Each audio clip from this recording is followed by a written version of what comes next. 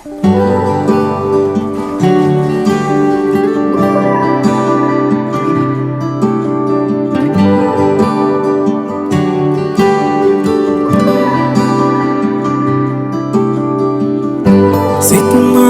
ගෑවී ඇවිත් මල්යාය පාවී ගිහින් බොඳවීද ඒරූ සොවින් මත්වීද ඒ පෙම්ගිඟුන් නීලනෙතුමානේ සිනා වැලවන් කඳුළු බිඳු දැසේ පුරා රූවෙදන්. හායි වෙල්කම් බැක් ටු මයි channel. මගේ ජීවිතයේ ගෙවුණු තවත් එක් ලස්සන දවසකට ඔයාලව ආදරයෙන් පිළිගන්නවා.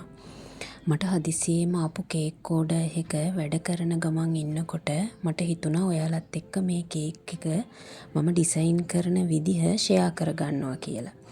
ඒ වගේම මගේ විදිහට මං හදන ෆොන්ඩන්ට් එක ඔයාලට කියලා දෙන්න ඕනි කියලා මට හිතුණා. හරි, එහෙනම් අපි දැන් ෆොන්ඩන්ට් එක හදමුකෝ. මුලින්ම මම මේ ග්ලාස් එක අරගෙන ඒකට ඇල් වතුර තේ හැන්දක් දානවා. දාලා ඒකට ජෙලටින් තේ හැන්දක් දානවා. ඊට පස්සේ විනාඩි 10ක් විතර මේ ජෙලටින් එක බ්ලූම් වෙන්න තියෙනවා. මේ විනාඩි 10කට පස්සේ ඊට පස්සේ ඒ ජෙලටින් එකටම මම උණු වතුර තේ හැඳි 3ක් දානවා. ඊට පස්සේ මේ ජෙලටින් එක ඩබල් බොයිල් කරලා දිය කරගන්න ඕනේ. දැන් මම මේ ජෙලටින් එක හොඳට දිය කරගන්න ගමන් තමයි ඉන්නේ. ඊට පස්සේ ඒකටම ලික්විඩ් ග්ලූකෝස් තේ හැන්දකුත් දානවා. දාලා ඒකත් දිය කරගන්නවා.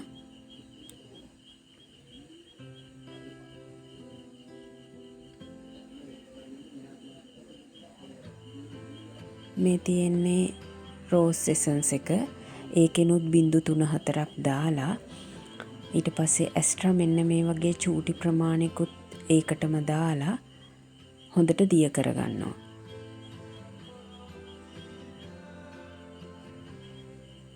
මේ තියෙන්නේ මෝතා අයිසින් සුගර් එක. ඒක හොඳට හලාගෙන තමයි මම මේ තියෙන්නේ. ඊට පස්සේ වෙනම භාජනයකට අයිසින් සුගර් ටිකක් දාලා ඒකට මම මේ ජෙලටින් ටික පෙරලා තමයි දාගන්නේ. මොකද ජෙලටින් වල චූටි චූටි කැට හැම තිබුණොත් ඒ හින්දා අපි අනිවාර්යයෙන්ම පෙරලා තමයි ජෙලටින් ටික දාන්න ඕනේ. ඊට පස්සේ ටික ටික මම මෙහෙම මික්ස් කරගන්නවා.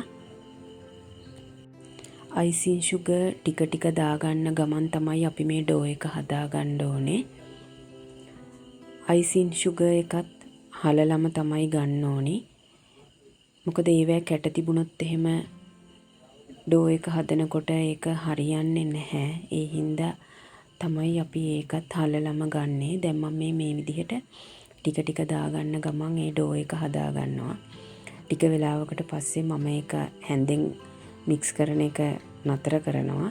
නතර කරලා අතෙන් මික්ස් කරලා ගන්නවා. මම අයිසින් සුගර් ප්‍රමාණයක් මැනලා ගන්නෙ නෑ. ඒක මම ටික ටික දාන ගමන් තමයි මගේ අතට ඒක දැනෙනවා. ඒ වගේම ඔයාලට පේන්න ඇතිනේ මේ බෝල් එක ක්ලීන් වුණ තාලේ. ඒ වගේම මෙන්න මෙහෙම මේ ඩෝ එක ඇදලා බලනකොට අන්න ඒ විදිහට ඩෝ එක ඇදිලා එන එක තමයි ඩෝ එකේ පදම. මම ඔයාලට කියන්න ඕනේ මම එක එක විදිහේ ෆොන්ඩන්ට් රෙසිපි try කරලා බලලා තියෙයි. ඒ වුණාට ඉතින් මට හරි ගිය රෙසිපි එක තමයි මේක. ඉතින් ඔයාලටත් මේ විදිහට ෆොන්ඩන්ට් එකක් හදලා බලන්න පුළුවන්. ෆොන්ඩන්ට් එක හදලා ඉවර වෙලා මම මේ දැන් අයියට උදේට කන්න ඕනි කියපු කෑම එක හදන ගමන් තමයි ඉන්නේ. අම්මා ඇවිත් මට උදේටයි දවල්ටයි ඕනි කෑම හදලා දුන්නා. ඉතින් අයියට උදේට ඕනි කියපු කෑම එක මම දැන් මේ හදන ගමන් තමයි ඉන්නේ. මේ කේක් ඕඩර් එක මට හදිස්සියේම ආපු ඕඩර් එකක්. 9 වෙනිදා හවස 5:00ට 6ට විතර කෝල් කරලා 10 වෙනිදා දවල් 2:00 වෙනකොට මට කේක් එක ඕනි කියලා කිව්වා. ඉතින් ඒ හින්දා මම 9 වෙනිදා රෑ මේ කේක් එක බේක් කරා. මොකද එතකොට උදේට මට කේක් එක හදන්න පටන් ගන්න ලේසියිනේ. ඉතින් කොහොම හරි මම රෑ 12:00 විතර වුණා මේ කේක් එක බේක් කරලා ඉවර වෙනකොට. පහුවදා උදේ පාන්දර මම 5ට හැරුණා. අම්මා ඉතින් මට ඇවිල්ලා උදව් කරා දවල්ට කෑම හදන්න, උදේට කෑම ටික හදාගන්න. මම හිතුවා උදේ 9:10 විතර වෙනකොටවත් කේක් එක ෆොන්ඩන්ට් කවර් කරලා ඉවර කරන්න ඕනි කියලා. මොකද වැස්ස නැති අවුව තියෙන වගේ දවසක් වුණොත් ෆොන්ඩන්ට් එක කවර් කරද්දී ටිකක් අමාරුයි. ෆොන්ඩන්ට් එක එක්කෝ පැලෙන්න බලනවා ඒ රස්නියත් එක්ක. වහින වගේ කාලගුණයක් තියෙනවා නම් ඒක කිසිම ප්‍රශ්නයක් වෙන්නේ නැහැ. මොකද අපේ ගෙදර ටිකක් අර රස්නිය දවසක් වුණොත් ඒ රස්නිය ගතිය ටිකක් දැනෙනවා වැඩි. මොකද උඩ තට්ටුවක් නිසා රත් වෙනවා. ඉතින් ඒ රත් වෙන එකත් එක්ක අර කේක් එකට ෆොන්ඩන්ට් එක කවර් කරගන්න එක නීට් එකට කරගන්න බැරුව යනවා. ඉතින් මම සාමාන්‍යයෙන් අයිසිං කවර් කරන කේක් එකක් වුණත් ෆොන්ඩන්ට් කවර් කරන කේක් එකක් වුණත් මම සාමාන්‍යයෙන් උදේ 8-9 වෙනකොට ඒ වැඩ ටික කරලා ඉවර කරගන්නවා. මොකද මට එතකොට ලේසියෙන් ඒ වැඩ ටික කරලා ඉවර කරගන්න පුළුවන්. ඉතින් මේ වීඩියෝ එක බලද්දී ඔයාලට මොනවාම හරි දැනගන්න දෙයක් තිබුණොත් මට කමෙන්ට් එකක් දාන්න. මම දන්න දෙයක් නම් ඒ දේ ඔයාලත් එක්ක ෂෙයා කරගන්න මම කැමතියි. ඇත්තටම ඉතින් මාත් තාම දේවල් ඉගෙන ගන්න ගමන් තමයි ඉන්නේ. ඉතින් මගේ එක්ස්පීරියන්ස් එකෙන් මං ඉගෙන ගන්න දේවල් තමයි මං ඔයාලත් එක්ක මේ ෂෙයා කරගන්නේ.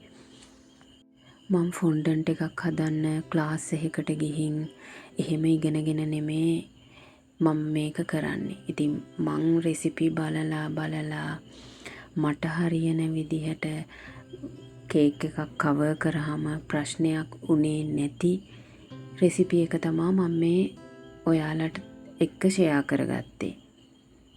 ඔයාලා දන්නවද ඇත්තටම කවදාවත් මම හිතුවේ නෑ මම කේක් ඩිසයිනර් කෙනෙක් වෙයි කියලා. ඇත්තටම එහෙම හැකියාවක් මගේ ඇඟ ඇතුලේ තියෙනවද කියලාවත් මම දැනගෙන හිටියේ නෑ. මම ඔයාලට ඒ කතාව වෙන වීඩියෝ එකකින් කියන්නම්කෝ.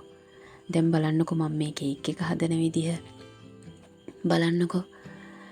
මේ ෆොන්ඩන්ට් එකේ කිසිම ප්‍රශ්නයක් නෑ නේද? ඒක හරි ලස්සනයි. ටික මේ කේක් එක ලස්සන වෙන විදිහ බලන්නකෝ. කේක් එකක් හදලා ඒක කස්ටමර්ට ඕනි විදිහටම එතකොට ගොඩාක් රසට තියෙනවා කියලා ඒ කමෙන්ට් එක හම්බ වෙනකොට පුදුම සතුටක් තමයි තියෙන්නේ. කේක් හදන යාළුවෝ ඉන්නවනම් එයාලා දන්නව ඇති ඒ සතුට මොන වගේද කියලා. ඉතින් මෙන්න මෙහෙම තමයි ටික මගේ කේක් එකේ වැඩ ඉවර වුණේ. ඉතින් මේ කේක් එක ගැන ෆොන්ඩන්ට් රෙසිපි එක ගැන ඔයාලට මොනවාම හරි අයිඩියා එකක් තියෙයි නම් කමෙන්ට් එකක් දාන්න අමතක කරන්නත් එපා. ඒ වගේම මගේ යාළුවෙක් කොෆි අයිසින් රෙසිපි එක ඉල්ලලා කමෙන්ට් එකක් දාලා තිබුණා. ඉතින් මම ඒකත් ඉස්සරහට වීඩියෝ එකකින් අරගෙන එන්නම්. තවත් දවසක ලස්සන වීඩියෝ එකකින් හම්බ වෙනකන් ඔයාලා හැමෝම සතුටින් පරිස්සමින් ඉන්න. ඉතින් මෙච්චර වෙලා මාව අහගෙන බලාගෙන හිටිය ඔයාලා හැමෝටම thank you so much.